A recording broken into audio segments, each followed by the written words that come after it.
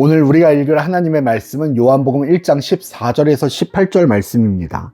말씀이 육신이 되어 우리 가운데 거하심에 우리가 그의 영광을 보니 아버지의 독생자의 영광이요 은혜와 진리가 충만하더라. 아멘.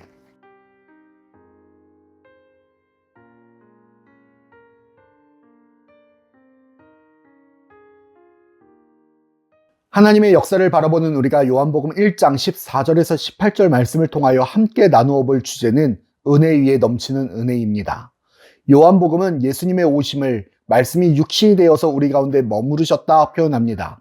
천지를 창조하셨던 그 하나님이 사람의 몸이 되셨다는 그 표현은 당시 살아가던 사람들은 그 누구도 쉽게 이해할 수 없는, 이해될 수 없는 사건이었습니다. 사람들은 이해할 수 없는 일이지만 하나님이 이 땅에 오신 것이기에, 하나님의 독생자 아들이 이 땅에 오신 것이기에 당연하게도 예수님이 계신 그 모든 곳에는 은혜와 진리가 충만하며 은혜가 넘치는 것은 당연한 일이었습니다. 지금까지 사람들은 모세의 율법을 통하여 자신을 평가했습니다. 얼마나 율법을 잘 지키는가, 지키지 않는가로 판단되었습니다. 문제는 율법은 하나만 어겨도 다 어기는 것이 되었습니다. 하나만 무지 중에 실수해도 실수하는 것이 되었습니다. 작은 것 하나 어김으로 그는 죄인이 되었습니다. 결국 죄에서 자유로울 수가 없었던 것입니다. 그러나 예수님과 함께 있다면 우리는 은혜와 진리 속에서 자유함을 얻게 됩니다. 이제 우리에게 필요한 것은 율법을 행하는 것이 아니라 하나님이 이 땅에 오셨다는 사실과 그분이 하나님의 아들이라는 사실, 그리고 우리를 죄에서 구원하셨다는 그 사실을 믿으면 됩니다. 그러면 죄에서 완전한 자유를 얻게 됩니다. 나를 평가하는 기준이 은혜로 달라지게 되는 것입니다. 예수님이 우리가 죄인이었을 때 이미 그 모든 값을 치르셨기 때문입니다. 이것이 예수님과 함께 살아가는, 예수님으로 살아가는, 예수님 안에 살아가는 사람들의 은혜입니다. 그리고 예수님을 믿으며 살아가는 그 모든 사람들이 누리며 살아갈 수 있는 은혜입니다.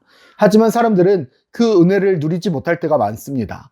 예수님을 믿기만 하면 은혜 위에 은혜가 넘치는 구조입니다. 진리 안에서 자유를 얻게 되는 구조입니다. 그럼에도 사람들이 넘어지는 이유는 예수님보다 자기 자신을 앞세우기 때문입니다. 예수님의 은혜보다 자신의 헌신을 앞세웁니다. 자신의 희생을 앞세웁니다. 자신의 열심을 앞세웁니다. 자신의 열매를 앞세웁니다. 다시 모세의 율법으로 돌아가고자 하는, 율법에 얽매여 살고자 하는, 율법으로 심판받고자 하는 제된 본성이 나타나는 것입니다.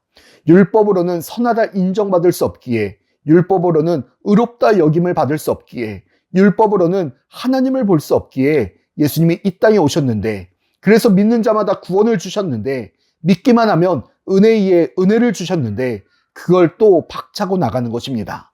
자신을 자랑하고자, 드러내고자, 높이고자 하는 제된 본성으로 말입니다. 사랑하는 불꽃교회 성도 여러분, 예수님은 우리를 죄에서 구원하시고 멸망의 길에서 구원하시기 위하여 말씀이 육신이 되어 이 땅에 오셨습니다. 믿겨지지 않고 이해되지 않는 방법까지 사용하시면서 우리를 위하여 이 땅에 오셨습니다. 이제 그를 믿는 자는 은혜로 삽니다.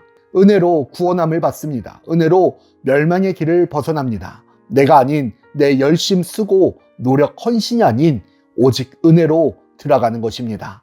우리가 나를 버리고 나를 내려놓고 나를 대신하여 말씀으로 오신 주님을 높이고 자랑하고 앞세울 때 예수 그리스도의 능력과 축복이 우리에게 은혜 위에 은혜로 넘치게 될 줄 믿습니다. 오늘 우리의 하루가 내가 아닌 주님을 높임으로 은혜 위에 은혜를 누리며 살아가는 우리 모두가 되기를 축복합니다.